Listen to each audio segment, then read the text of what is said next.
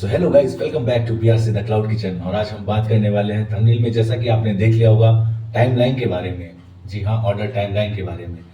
तो order timeline को कैसे सही करना है, एंड उसके बाद हम ये भी जानेंगे कि क्लाउड किचन में ऑर्डर्स क्यों नहीं आते हैं। पिछले वाले टॉपिक में मैंने इसको कवर किया था, लेकिन कुछ चीज़ें रह गई थी। तो चलो आज इस बार उसको भी अच्छे से समझते हैं और समझा देते हैं आपको कि क्या कारण है जिसे आप सुधार सकते हो और ऑर्डर फिर आने लग जाएंगे। ये प्रैक्टिस है, जितनी प्रैक्टिस करोगे उतना ज़्यादा इम्प्रूवमेंट आपके क्लाउड किचन में होगा। आपके लिए ही है। जैसा कि हम बात करेंगे कि जोमेटो पे एक सक्सेसफुली क्लाउड किचन को रन करना चैलेंजिंग हो सकता है, पर एक छोटी सी चीज़ जो आपको ज़िंदगी भर का फ़ायदा दे सकती है वो है टाइमलाइन। आपके आउटलेट के लिए टाइमलाइन, ऑर्डर डिलीवरी की टाइमलाइन, जिसमें हम टाइमली ऑर्डर को हैंडओवर करते हैं और कस्टमर तक डिलीवरी भी टाइमली करते हैं। तो मैं आज आपको बताऊंगा कि आप अपने क्लाउड किचन को 12 से 15 मिनट के लिए कैसे ऑप्टिमाइज़ कर सकते हो सारी चीज़ों को, एंड ये एक गेम चेंजर हो सकता है आपके लिए। सबसे पहले ये समझते हैं कि 12 से 15 मिनट की डिलीवरी के लिए मैं क्यों बोल रहा हूँ। एक तो हाल ही में दिप्पी भैया ने भी, जो जोमेटो के सीईओ हैं दीपेंद्र गोयल जी, उनने भी ट्वीट करके बताया था कि हमने जब फोकस किया था, जब एक बार एल्गोरिदम हिला था, तो मैंने अपने शॉर्ट्स में बताया था आप लोग को ये सारी चीज़ें कि 12 से 15 मिनट की डिलीवरी क्यों ज़रूरी होती है। तो जब ऐसा जोमेटो ने किया था, सारे आउटलेट का एक बार देखा हुआ टाइम अपने आप कम हो गया था और कुछ लोगों का टाइमलाइन एकदम से बढ़ गया था।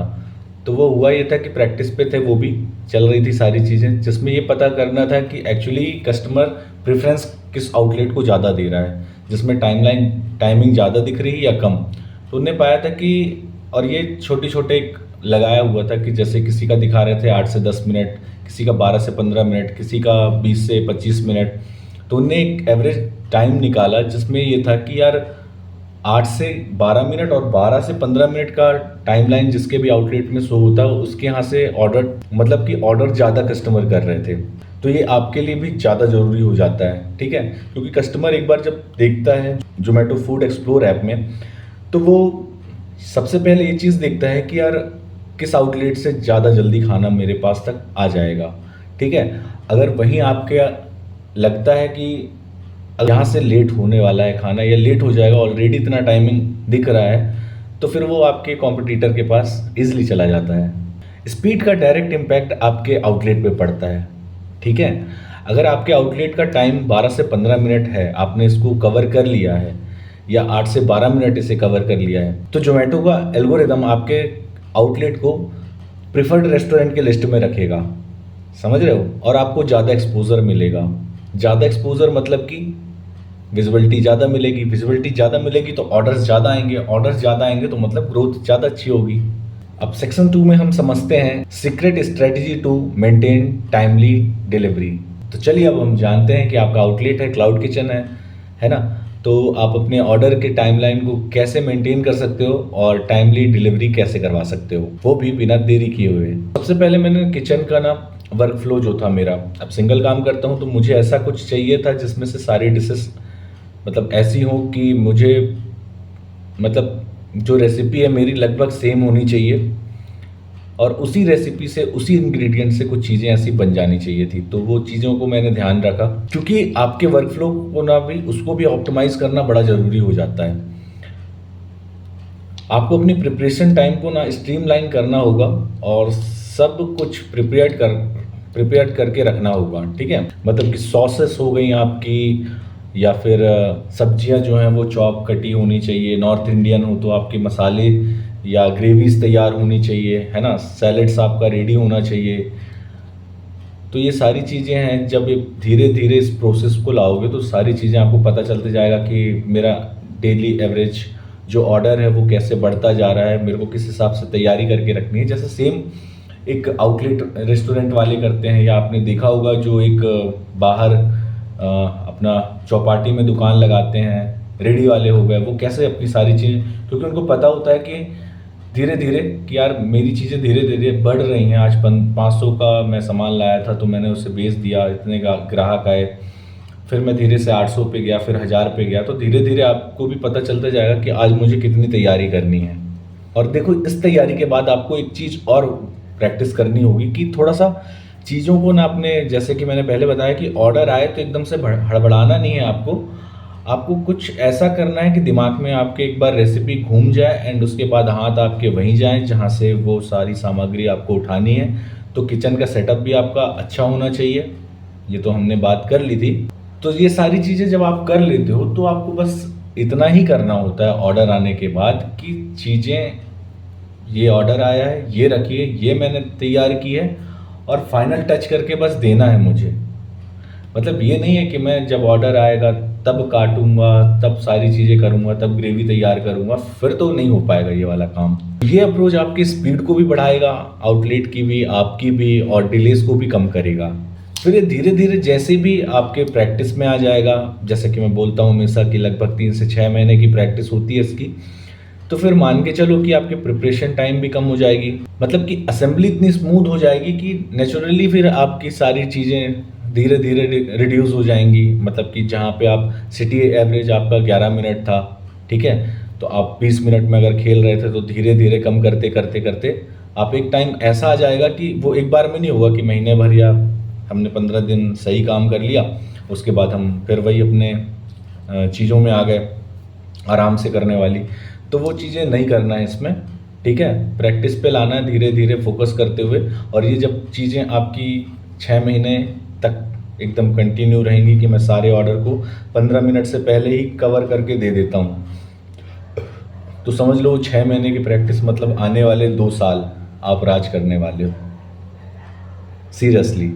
आप इसमें और क्या क्या कर सकते हो, तो इतना तो आप जनरली सभी को पता है कि यार ऑर्डर आना है तो उसके पहले अपन को टाइमली ऑर्डर को एक्सेप्ट करना है बिना ज़्यादा टाइम लगाए। ऑर्डर को टाइमली मार्क करना है कि हाँ भाई ऑर्डर रेडी हो गया है। एंड उसके बाद जो भी टाइम मिलता है तो कोशिश किया करो कि वो 2.5 मिनट भी आप मत यूज़ किया करो, कि लास्ट का जब आपके पास कुछ सेकंड्स बचते हैं उस टाइम में जाके हैंड ओवर कर रहे हो आप, तो उस टाइम पे मत करो, आप 1 मिनट पहले कर दो तो ज़्यादा बेस्ट होगा, ठीक है।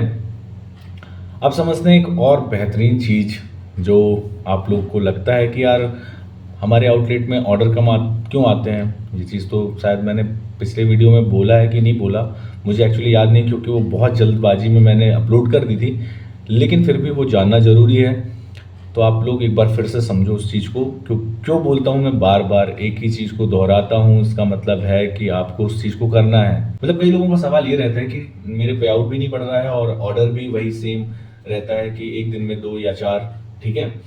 तो ये एक्चुअली ना ये भी टाइमलाइन पे ही डिपेंड करता है, ठीक है।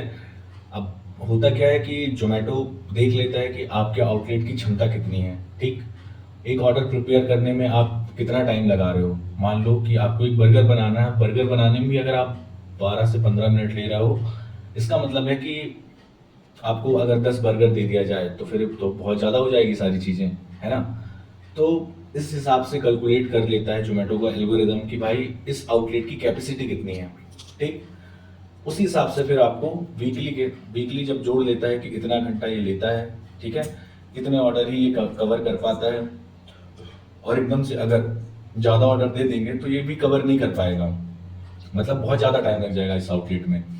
तो ये दिक्कत होती है और इस कारण की वजह से क्लाउड किचन्स में कम ऑर्डर आते हैं, ठीक है। इसको और अच्छे से अगर समझाना चाहूँ मैं तो बस इतना ही कहूँगा कि टाइमलाइन को पहले तो सुधारोगे तो धीरे धीरे चीज़ें फोकस्ड होती जाएंगी, टाइम रिड्यूस होगा तो आपकी ग्रोथ बनेगी, प्रेफरेंस अच्छा मिलेगा आपके आउटलेट को जोमेटो पे, ठीक है।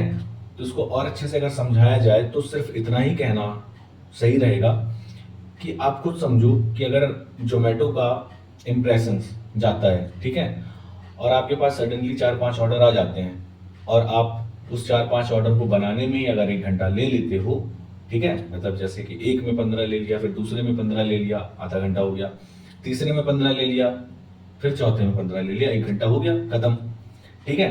आप हो गए खुश कि भाई चलो मजा आ गया, लेकिन वो 1 घंटा बहुत ज्यादा हो जाता है जोमेटो के लिए।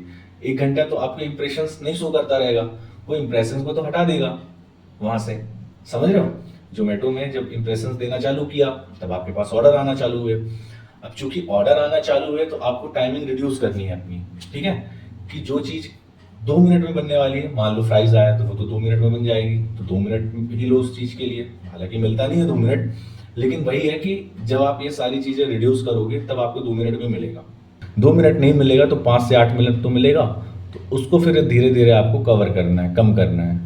ठीक है, ये नहीं है कि हर चीज़ के लिए हम 15 मिनट ले रहे हैं या 12 मिनट ले रहे हैं। कुछ चीज़ें ऐसी भी होंगी जो 5 से 8 मिनट वाली भी मिलेंगी आपको, तो आप उस पर फोकस करो।